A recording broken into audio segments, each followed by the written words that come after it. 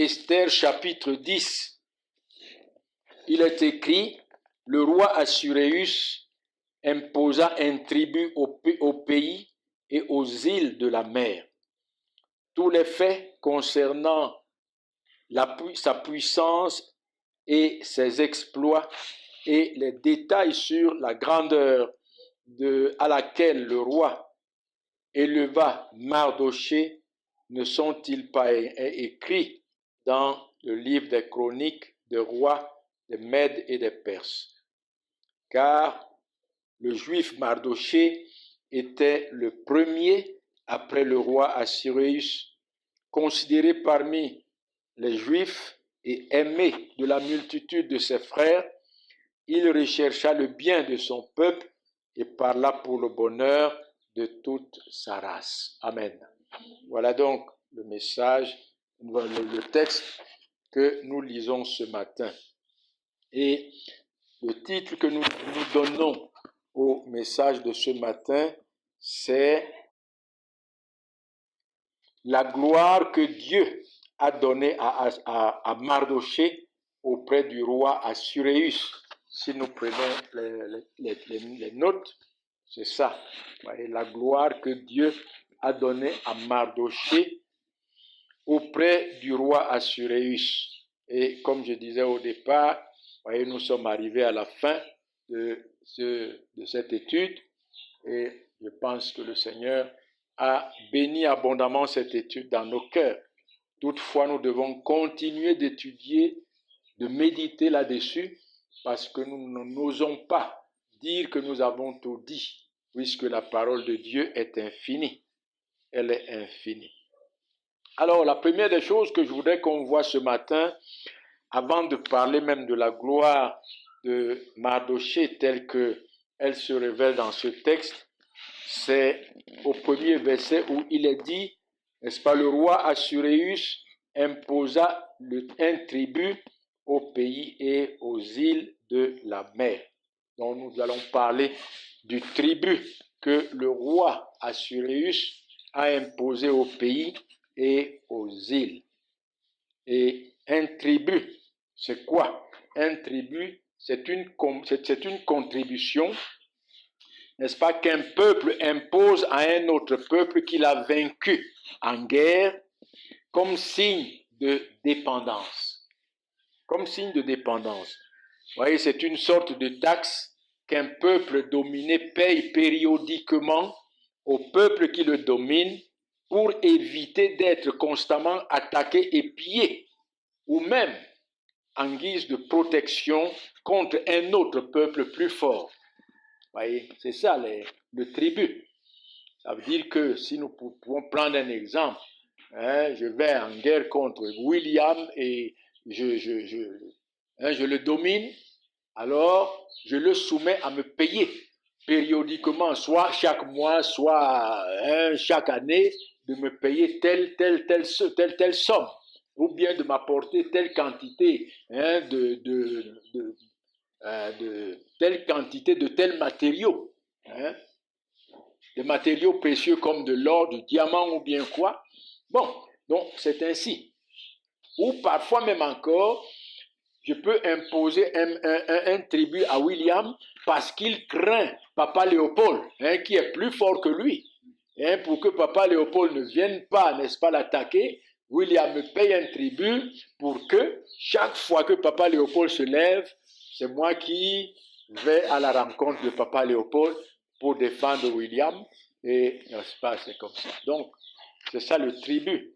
Et c'est quelque chose qui se payait en argent, en or, en poids d'or, en poids de pierres précieuses, ou bien même en bois, ou bien, ouais, en fait, plein de marchandises. Parfois, c'était du bétail, voyez. Et nous le lisons dans 2 Samuel, pour voir de quoi il s'agit. 2 Samuel chapitre 8, versets 1 à 6. Voir comment David a imposé le tribut aux Moabites et aux Syriens.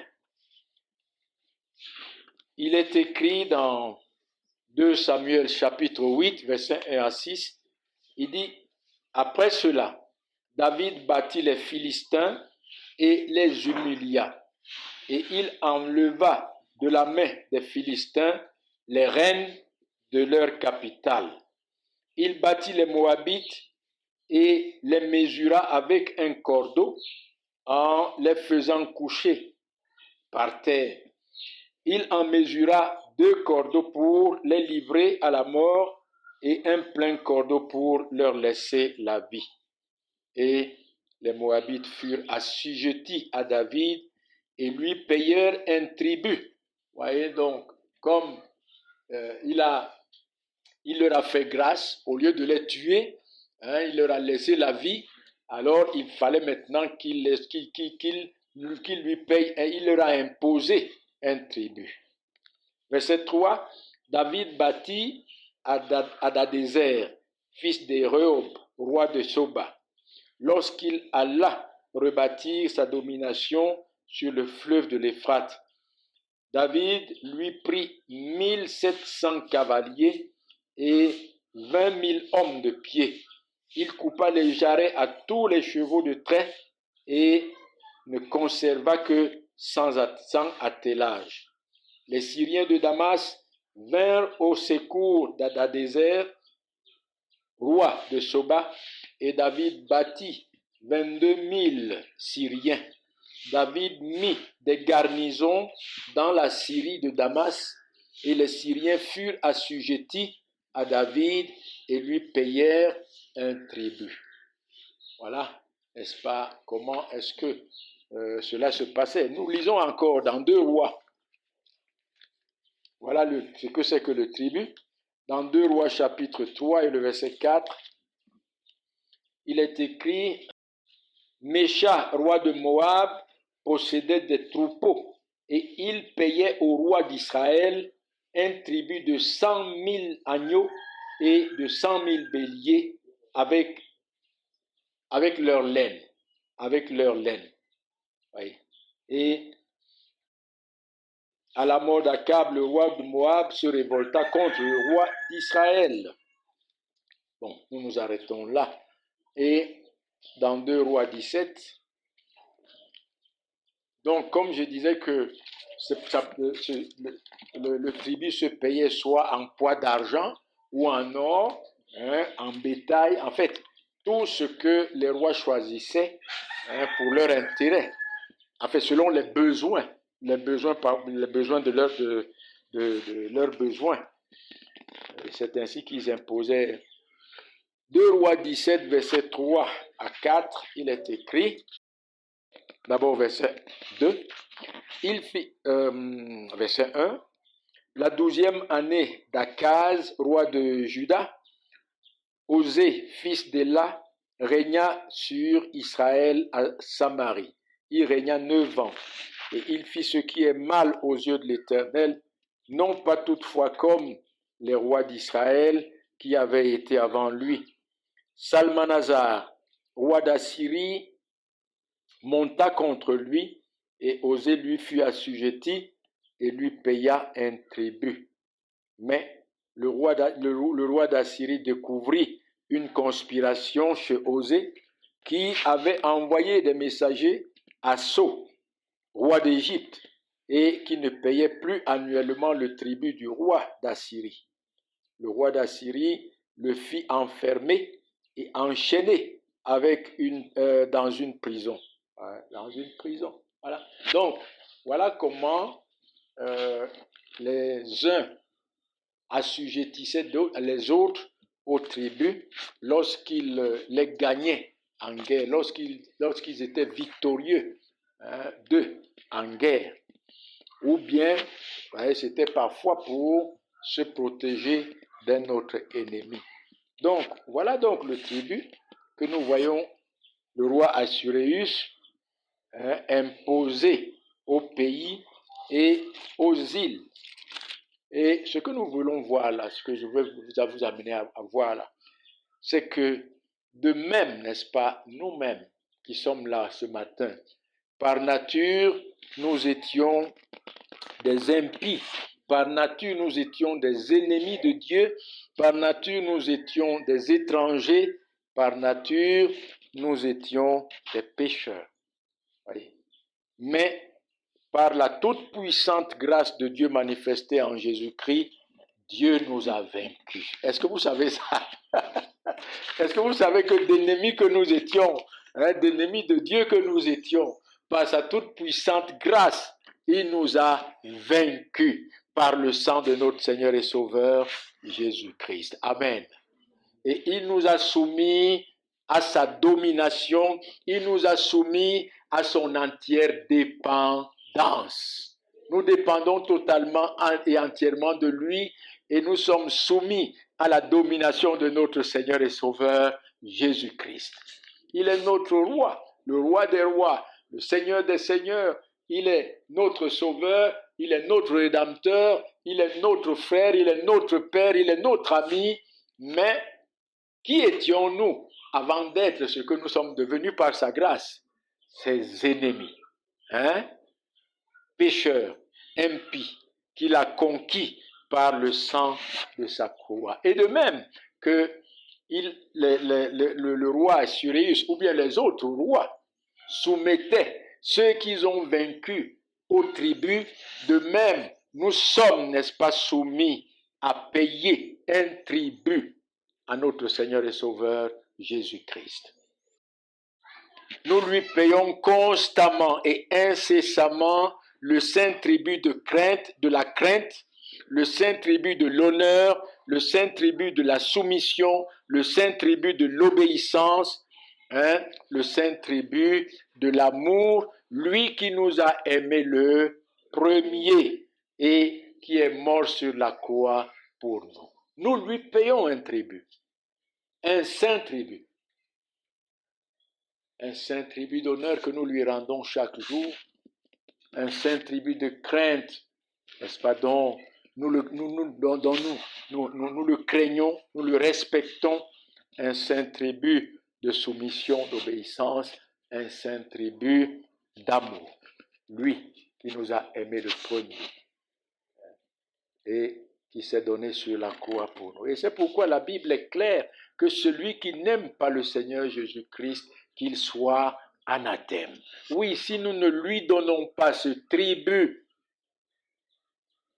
ce saint tribut d'amour, lui qui nous a conquis sur la croix et qui nous a acquis et à qui nous sommes soumis, si nous ne lui donnons pas ce saint tribut, alors nous n'avons rien à voir avec lui. Si nous n'avons pas la crainte de Christ, nous n'avons rien à voir avec Christ. Ce n'est pas ici une crainte servile, une crainte de jugement, de condamnation. Non, il n'y a donc maintenant aucune condamnation pour ceux qui sont en Jésus-Christ. Mais nous lui rendons une certaine crainte du respect, de l'honneur qui lui est dû, de la gloire qui lui est due. Nous payons ce tribut de soumission, d'obéissance. Si nous ne sommes pas soumis à Christ, nous n'avons rien à voir avec lui. Si nous n'obéissons pas à Christ, nous n'avons rien à voir avec lui. Si nous ne l'aimons pas, nous n'avons rien à voir avec lui. Avec lui. Avec lui. Voyez mes amis, et c'est un saint tribut que nous payons. Chaque jour, constamment, incessamment, un saint tribut que nous allons payer pour l'éternité. D'éternité, un saint tribut que nous allons payer éternellement. Éternellement. Éternellement. Vous voyez, ce n'est pas une contrainte comme les tribus imposés par les peuples ennemis. Ce n'est pas une contrainte, mais c'est un tribut, un saint tribut d'amour. D'amour. Vous voyez, mes amis, nous ne servons pas notre Seigneur Jésus-Christ par contrainte. Nous ne nous soumettons pas à lui par contrainte. Nous ne lui obéissons pas par contrainte. Nous ne l'honorons pas par contrainte. Mais c'est par amour, c'est avec amour, avec joie et avec fierté, et je dirais même avec jalousie, que nous l'honorons. Lui qui nous a aimés, que nous l'aimons, lui qui est mort sur la croix pour nous, lui qui a porté en lui nos péchés et qui nous a délivrés de la puissance du péché, de la condamnation du péché, qui nous a délivrés de la mort, lui en qui notre vie est cachée. C'est par amour. C'est avec joie, avec fierté, et je dis même encore avec jalousie. En réalité, nous devons être jaloux. Jaloux de cela. Et que le Seigneur nous donne la grâce de nous acquitter de notre tribut. De nous acquitter de ce saint tribut avec joie.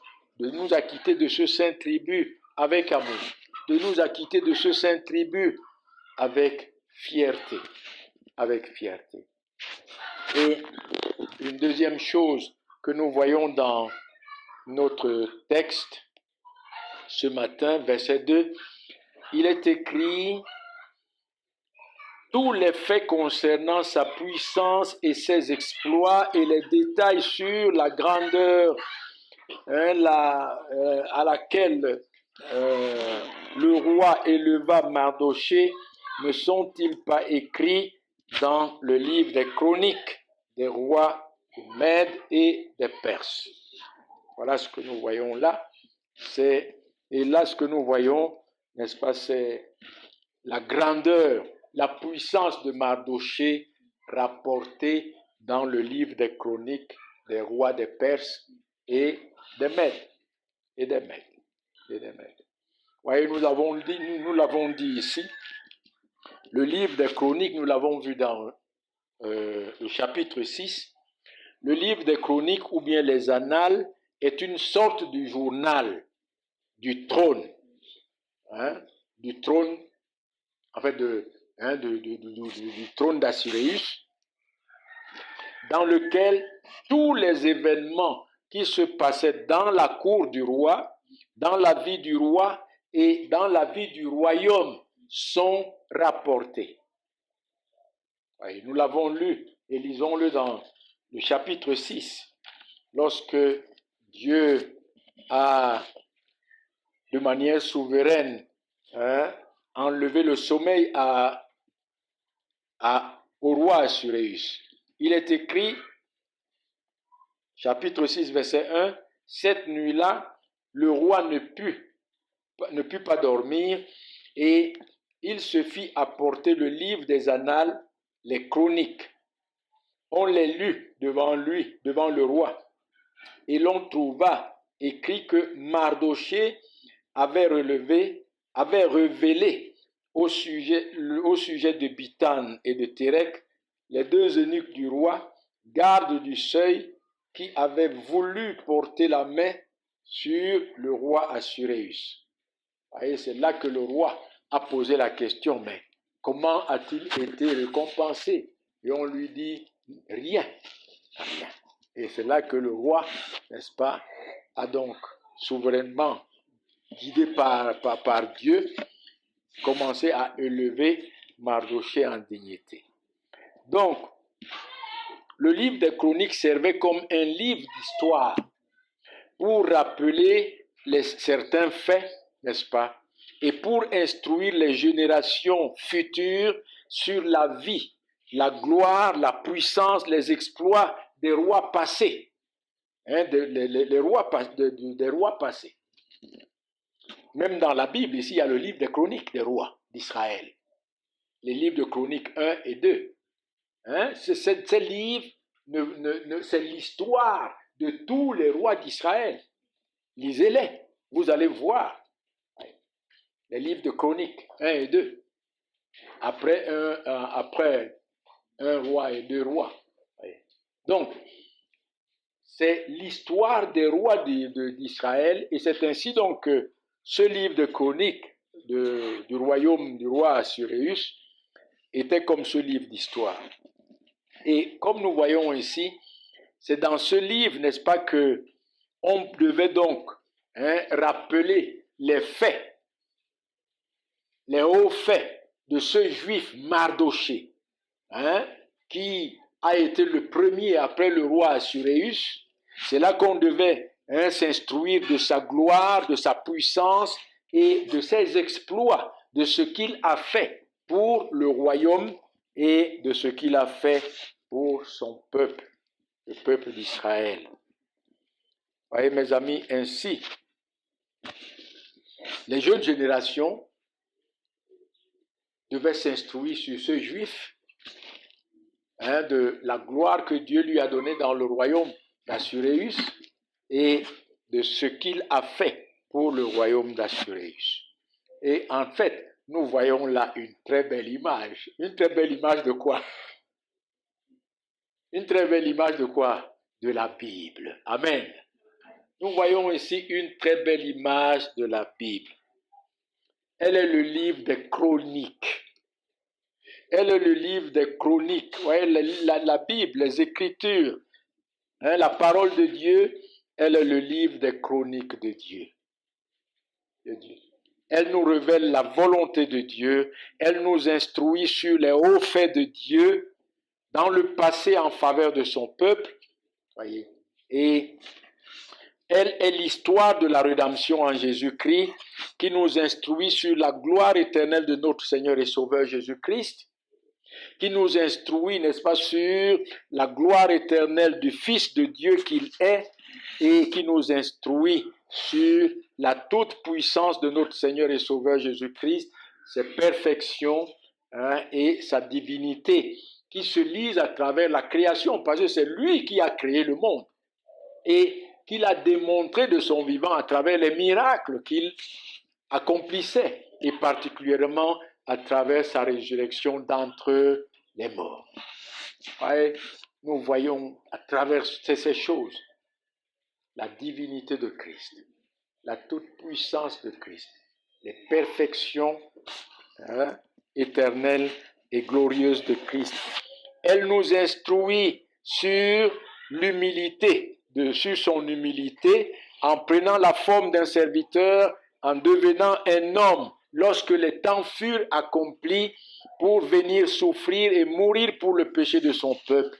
Elle nous instruit sur son ensevelissement, sur sa résurrection et sa glorification à la droite de Dieu, à la droite de la majesté de Dieu.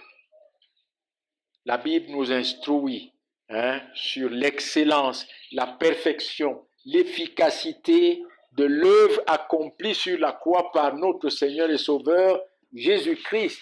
Une œuvre parfaite qui, par son sang, a payé la dette et a satisfait à la justice de Dieu. Voilà, les chroniques, le livre des chroniques, ce que nous tenons en main, notre Bible, c'est le livre des chroniques de Dieu. De Dieu. Et si quelqu'un veut nous parler de Dieu, si quelqu'un veut se rappeler un fait, un fait concernant Dieu, c'est uniquement et entièrement dans la Bible. Dans la Bible. C'est là que tout est révélé. Tout est révélé. C'est là que nous parvenons à la connaissance de notre Seigneur et Sauveur Jésus-Christ, à sa gloire, à sa puissance comme Mardoché. N'oubliez pas que nous le disons toujours, Mardoché était une image de notre Seigneur et Sauveur Jésus-Christ. Et cette gloire qu'il avait auprès du roi Assuréus, image de la gloire que le Seigneur Jésus-Christ a auprès de son Père.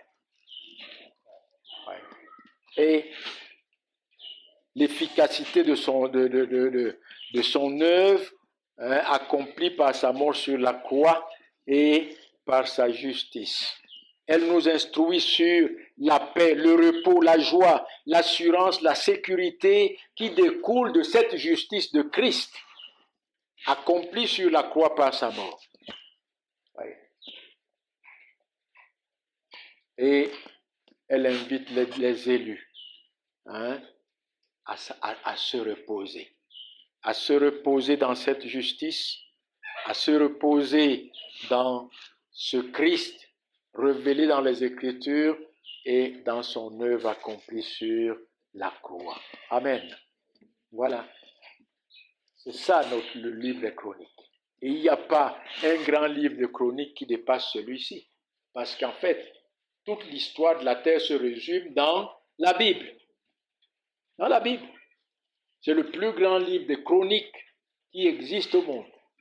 Toute l'histoire du monde se résume dans la Bible. Et donc, comme, n'est-ce pas, tous les faits concernant Mardochée, sa puissance, ses exploits, les détails de sa grandeur, à laquelle le roi Assuérus l'avait élevé, étaient consignés dans le livre des chroniques des rois. C'est ainsi que tous les faits concernant notre Seigneur et Sauveur Jésus-Christ, sa puissance, ses œuvres, sa grandeur, sa gloire, tous sont consignés, tous sont inspirés par le Saint-Esprit dans les Écritures. Dans les Écritures.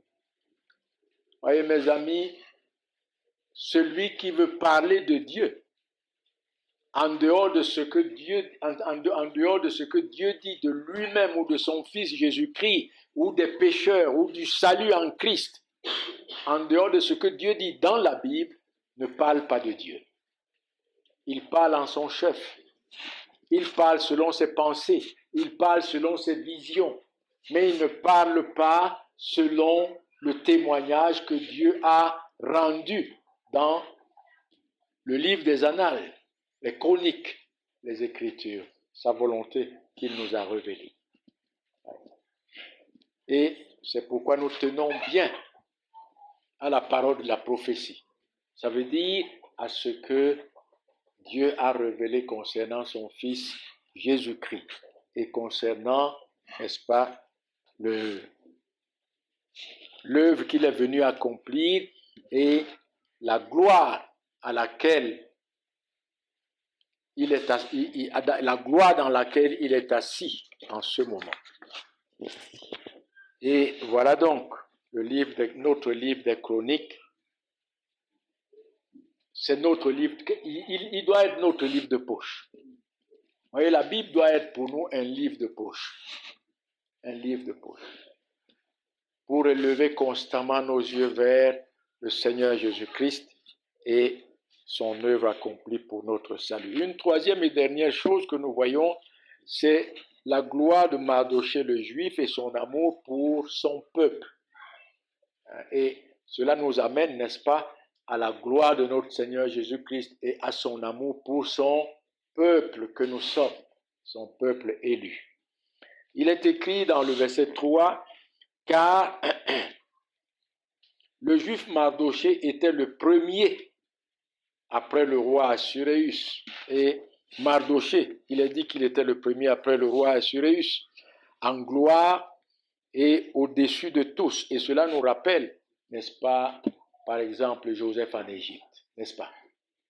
Lisons dans Genèse 41, versets 40 à 44, pour voir ce que Dieu a fait de Joseph en Égypte, comme il a fait de Mardochée à Suse. Dans le verset 40, dans le chapitre 41, il est dit à partir du verset 40, voilà ce que Pharaon dit à Joseph. D'abord, verset 39, et Pharaon dit à Joseph, puisque Dieu t'a fait connaître toutes ces choses, il n'y a personne qui soit aussi intelligent et aussi sage que toi. Je t'établis sur ma maison et tout mon peuple obéira à tes ordres. Le trône seul m'élèvera au-dessus de toi. Pharaon dit à Joseph, vois, je te donne le commandement de tout le pays d'Égypte. Pharaon ôta son anneau de la main et le mit à la main de Joseph. Il le revêtit d'habits de fin lin et lui mit un collier d'or au cou. Il le fit monter sur un char qui suivait le sien et l'on criait devant lui à genoux. C'est ainsi que Pharaon lui donna le commandement de tout le pays d'Égypte. il dit encore à Joseph, je suis Pharaon, et sans toi, personne ne lèvera la main, ni le pied dans tout le pays d'Égypte. Vous voyez? Le premier après Pharaon a dit, ce n'était que le trône qui les séparait. Pharaon était roi, Joseph n'était pas roi. Voilà ce que ça veut dire. Pharaon était le roi, Joseph n'était pas le roi. Mais en dehors de cela, Pharaon lui a donné tout pouvoir. Tout pouvoir. Tout pouvoir. Et aussi, nous pouvons lire dans Daniel chapitre 6. D'abord, il y a chapitre 5 pour voir la grandeur dont Daniel a reçu. D'abord à Babylone et puis à Suse. À Suse, la capitale des Mèdes et des Perses. Il est écrit dans le chapitre 5, Daniel, verset 29, il est dit, aussitôt, Belchassar donna des ordres et l'on revêtit Daniel de pourpre et on lui mit au cou un collier d'or et on publia qu'il aurait la 3e place dans le gouvernement du royaume. Belchassar, c'était le fils de Nebuchadnezzar, celui qui s'est mis à boire du vin dans les ustensiles que son père avait amenés du temple de Jérusalem. Vous voyez, ces ustensiles qui servaient à adorer le Seigneur, son fils a plutôt, n'est-ce pas, perverti ces ustensiles, lui et ses amis, en buvant du vin et autre chose. Et dans le chapitre 6, et le verset 28, il est écrit, Daniel prospéra sous le règne de Darius et sous le règne de Cyrus le Perse. Vous voyez, là, ici dans le chapitre 5, il est à Babylone, mais dans le chapitre 6, il est à Suse, dans la capitale du roi Cyrus. Ouais, c'est comme ça. Il a servi, Daniel a servi au moins à 5 rois, ouais, avant sa mort. Et voilà donc ce que nous voyons ici. Et nous voyons, n'est-ce pas, que ce soit dans Mardochée, nous voyons dans Joseph, dans Daniel, voyez cette belle image de notre Seigneur et Sauveur Jésus-Christ, celui qui est assis à la droite de la majesté divine dans les lieux très hauts. Celui à qui tout pouvoir dans les cieux et sur la terre a été donné par le Père. Amen. Oui, notre Seigneur et Sauveur Jésus-Christ, le premier après le Père, assis à la droite du Père et à qui tout pouvoir a été donné. Notre grand Dieu, notre grand Seigneur et notre grand Sauveur. Amen. Et une autre, dans Philippiens, chapitre 2,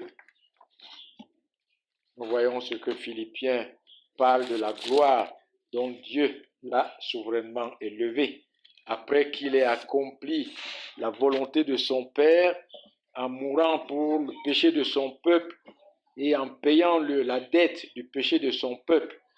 Il est écrit à partir du verset 8, il s'est humilié lui-même, se rendant obéissant jusqu'à la mort, même jusqu'à la mort de la croix. C'est pourquoi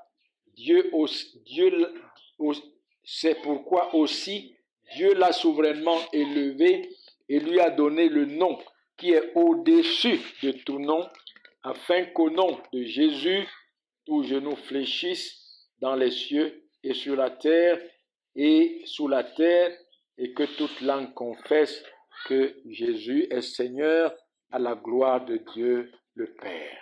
Amen. Ouais.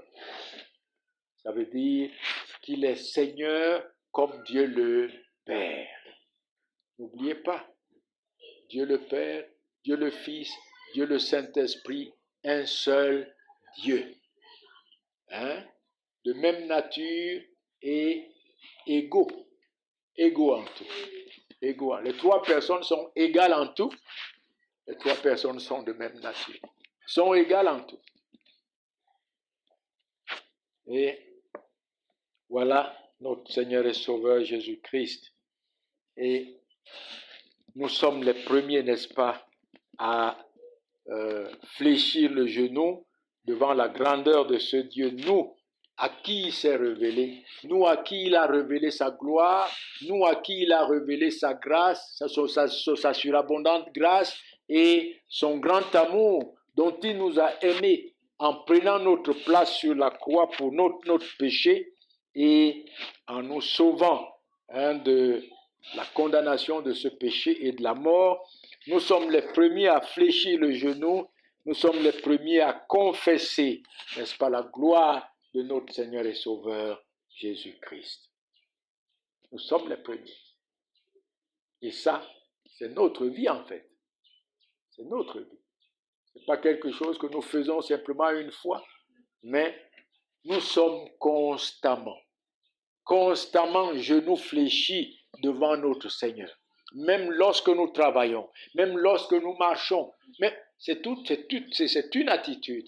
Nous sommes ici, genoux fléchis, et notre langue confesse sa gloire constamment. Constamment. Et nous voyons encore une autre chose concernant Mardochée. Il est dit, Mardochée était considéré parmi les Juifs et aimé de la multitude de ses frères. Et cela aussi se rapporte à notre Seigneur et Sauveur Jésus-Christ, n'est-ce pas, qui est élevé en estime au-dessus de toute autre chose dans les cœurs des siens, aimé au-dessus de toute autre chose dans les cœurs des siens. Ouais. C'était ça, Mardochée, à Suse. Il était considéré et aimé de ses frères. Et en réalité, y a-t-il autre chose qui soit élevé en estime dans le cœur des élus? Y a-t-il autre chose qui soit aimé au-dessus de toute autre chose dans le cœur des élus, si ce n'est le Seigneur et Sauveur Jésus-Christ? Lui et lui seul. Lui et lui seul. Et une autre chose, et la dernière, Mardochée rechercha le bien de son peuple et parla pour le bonheur de toute sa race. Voyez mes amis, c'est encore ici, cette belle image que nous voyons dans le Seigneur et Sauveur Jésus-Christ. Il est venu dans ce monde pour chercher le bonheur éternel de son peuple. Et il l'a obtenu en mourant sur la croix pour le péché de son peuple. Et par sa justice, il a revêtu son peuple. N'est-ce pas? Il a revêtu son peuple de sa justice. Et il est assis à la droite du Père et il intercède pour ce peuple. Amen. Oui, il est assis à la droite du Père et il parle du bien de sa race. Il cherche le bonheur de sa race. Non seulement il l'a cherché à travers sa mort sur la croix, mais il est assis à la droite du Père et il parle du bien de sa race. En intercédant pour ceux-là qu'il a rachetés par son sang sur la croix. Voyez mes amis, ce que était Mardochée à Suse dans ce dernier chapitre de Esther, c'est ce qu'est le Seigneur Jésus-Christ, assis à la droite du Père. Assis à la droite du Père. Oh, puisse-t-il être l'objet de notre contemplation? Puisse-t-il être l'objet de notre admiration?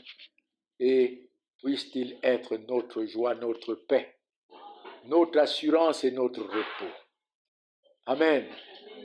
Dieu bénisse sa parole dans nos cœurs.